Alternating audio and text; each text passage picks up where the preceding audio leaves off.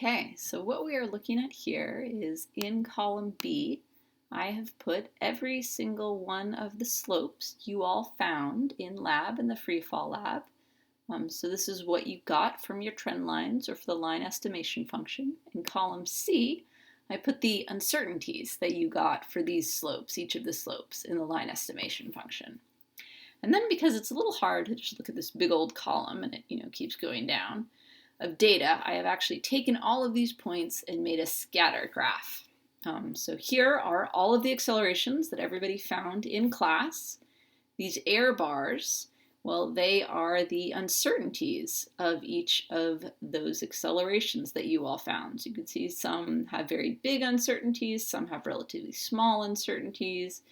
But you can see that, they're sort of clustered around what we would expect here, around 9.8. And in fact, I went ahead and I took the average of all of the slopes. It's right here, and that's the dark blue line. And let's see if I scoot down a little bit. There you can actually see what the value is. The value is 9.81 meters per second squared. So look at that. Looks like Freefall was a really pretty decent model for this. And then I've done in lighter blue the average plus or minus the uncertainty. And that, of course, would be the type A uncertainty because I've taken an average to get the value. So let's zoom in a little bit. So here I have taken this graph and I've just changed this axis, this vertical axis, a little bit. There we go. So same trial numbers down here on the bottom, but now the vertical axis only goes from 9.5 up to 10.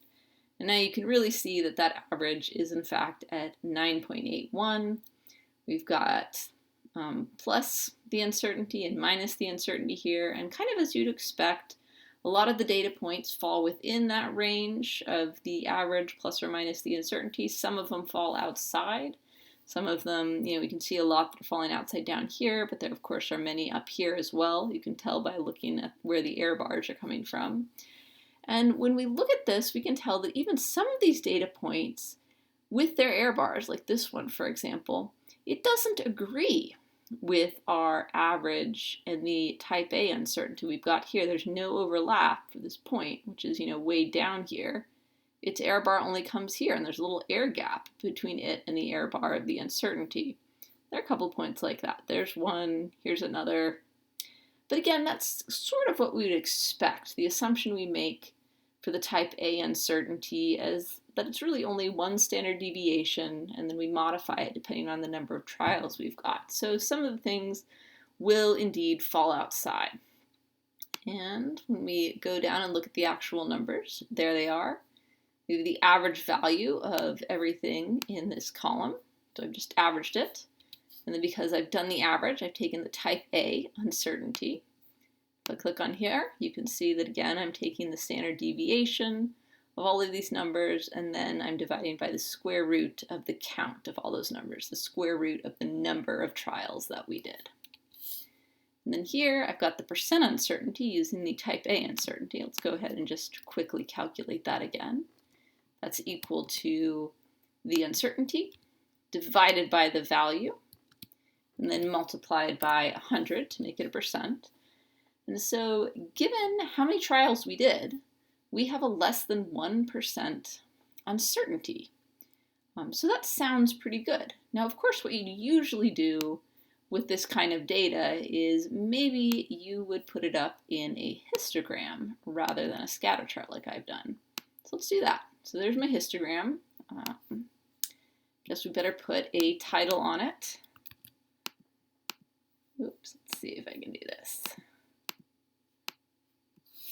Do class results for Freefall.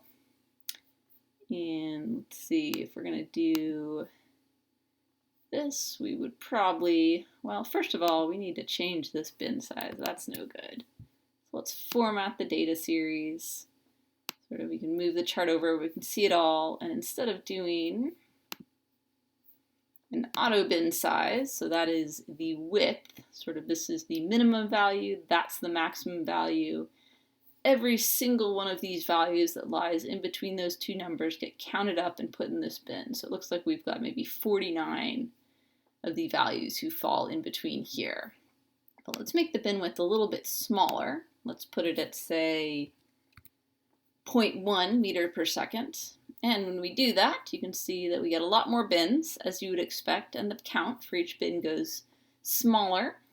But what we're really interested in here is, does this look like what is called a Gaussian or normal distribution? And that's one where the count sort of gradually grows and grows and grows till it gets to a peak. And then in a symmetric way, the same way that it grew, it falls down again to a tiny count over here. And what this is telling us is we don't actually have enough trials to figure out if this is truly Gaussian. There's a lot of gaps in here. We'd expect a nice smooth rise and fall if this were truly Gaussian, but we just don't have information in a lot of these places. But I did figure that you all didn't want to stick around and do lots and lots and lots of trials, the number of trials we'd need to actually fill out and say this is truly a Gaussian. So I just said, all right, it's looking like it could be Gaussian. I know from past experiences that it is going to be a Gaussian or normal distribution, and then that is also what everybody else in the field has found. So we are going to go with this result. That is the value and uncertainty we are going to use for the acceleration of objects in free fall in our particular area.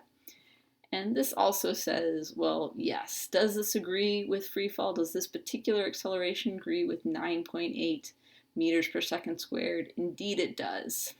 Not only is there overlap, when we consider the uncertainty, it is itself its value. So, free fall was a pretty good model for what was going on in our lab.